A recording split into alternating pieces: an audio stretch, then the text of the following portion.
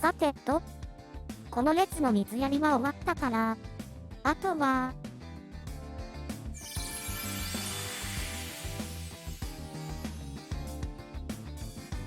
あ、トウヤ、いらっしゃい。って、外で言うことじゃないか。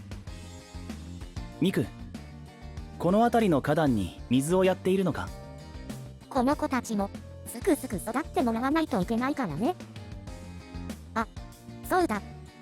今、ちょうど小羽も来てたよ。あずさわが？小羽に聞いたんだけど、アキトとアンは、デモが出来上がったんだって？そのようだ。俺の方にも、明日の練習からはデモを使って歌を合わせていくと、アキトから連絡が来ていた。へえ、明日からの練習が楽しみだね。ああ、二人の曲に最高のパフォーマンスで応えなければ。頑張って。と、これで最後だから、おしまい。話し相手になってくれてありがとね、トウヤ。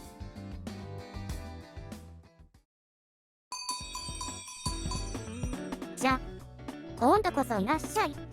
ご注文は？青柳くん。あずさは偶然だな。ああ、トウヤくんだ。久しぶりだね。なかなか顔を出せずにすみません。しばらく立て込んでいて。気にしなくても大丈夫よ。元気そうでよかったわ。いつものコーヒーでいいかしら。はい、お願いします。ねえねえ、トウヤくんにも協力してもらったら？あ、こら、リン、チー。協力？だって、どうしたんだ？ね。でも、青柳くんが手伝ってくれたら心強いかも。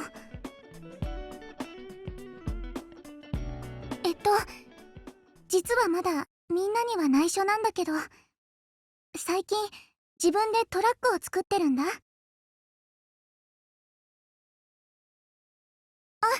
私だけじゃわからないところもたくさんあって、カイトさんやリンちゃんに手伝ってもらいながらだけど。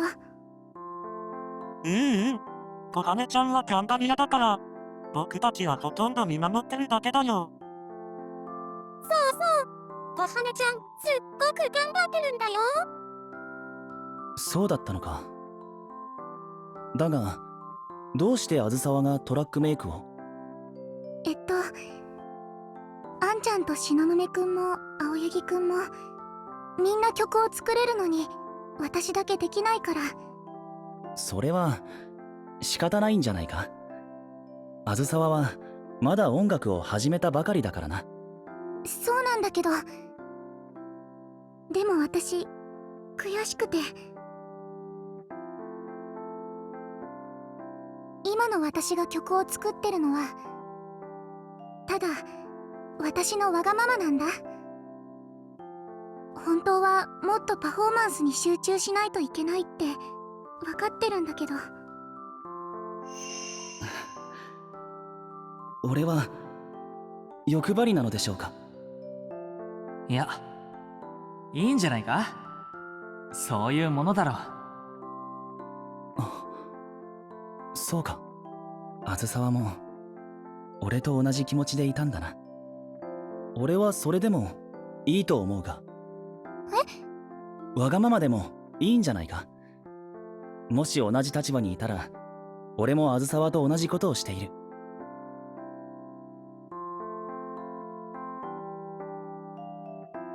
それで、協力というのは何をすればいいんだ？まだ作りかけなんだけど、私の作った曲を聴いて感想を教えてほしいんだ。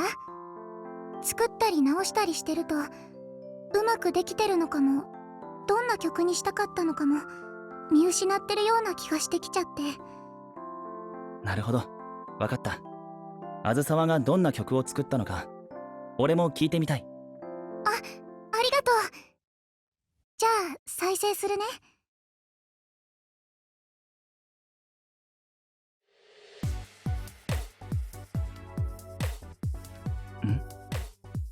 このメロディーは。どうだったかな。そうだな。俺もまだ自分で納得のいく曲を作れていない。だから本来偉そうなことを言える立場ではないんだが、純粋なクオリティを言うならまだまだ荒い。ビートの作り込みも甘いし、音のまとまりも崩れている。音のまとまり。そこが崩れると和音の調和が取れなくなっていく。はっきりと見えていたはずのイメージがブレてしまうんだ。そっか。だから私ずっと不安だったのかな。曲と向き合ってるうちにだんだん自分が込めたかったはずの気持ちから遠ざかってる気がして、やっぱり曲を作るのって難しいな。だが俺は悪くないと思う。きっとこれはあずさわにしか書けない曲だ。サビの部分は白石の曲をサンプリングしたのか？分かったの？ああ、白石が前に作ったトラックに音作りが似ている気がしたんだ。細かく作り込まれた部分までよく聞き込んで、その音をどうしたら活かせるか考えて作っているんだろう。白石へのリスペクトを感じた。曲全体の感想になるが、あずさわらしい素直で繊細な情緒も感じる。サビに向かって動きをつけていくところは大切に丁寧に音を作り込もうとしているのがよくわかる。あずさわが初めて音楽に触れてドキドキしているような幸せな気持ちが伝わってくるようだ。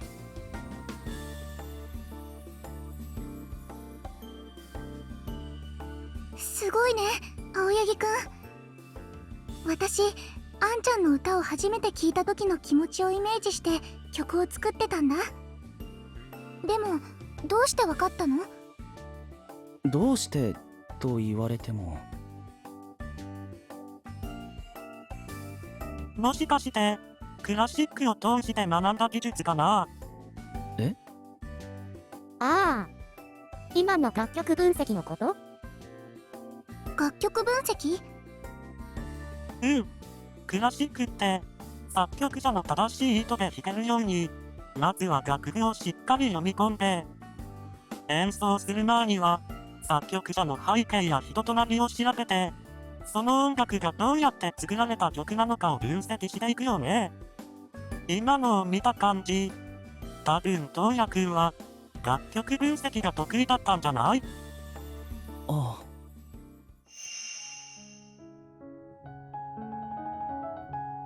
違う。何度言えばわかる。もう一度だ。またリズムがずれているぞ。この曲は遅く、情感を豊かにだ。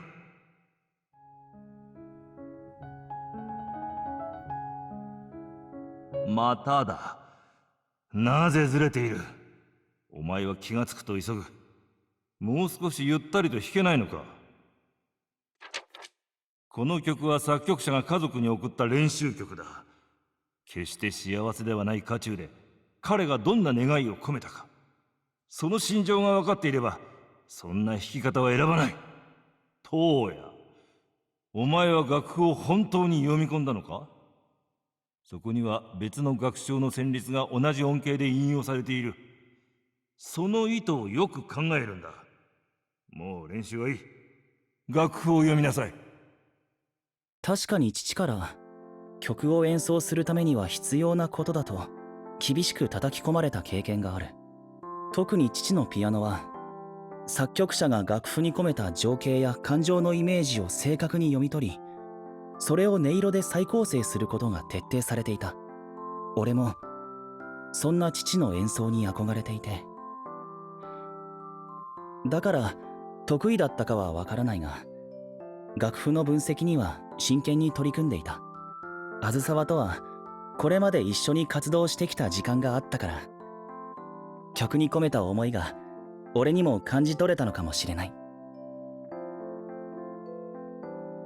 東也はその音楽がどんな思いで作られた、どういう曲なのか、ちゃんと知ってあげられる力を持ってるんだね。優しいと役らしいね。青柳くん、ありがとう。私ね、どんなトラックを作りたいんだろうって考えた時に、もしみんなに聞いてもらうなら特別な気持ちがいいなって。それであんちゃんが私に出会ってくれたことを形にしたいって思ったんだ。あんちゃんが私を音楽の世界に連れてきてくれてから、毎日ドキドキすることばっかりですごく幸せだよって気持ちを伝えたかったんだけど、でも私作曲の経験もまだ全然だし、これで本当に曲になってるかやっぱり不安だったから。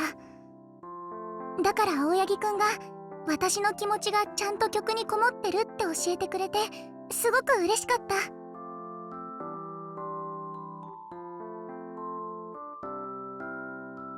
そうか。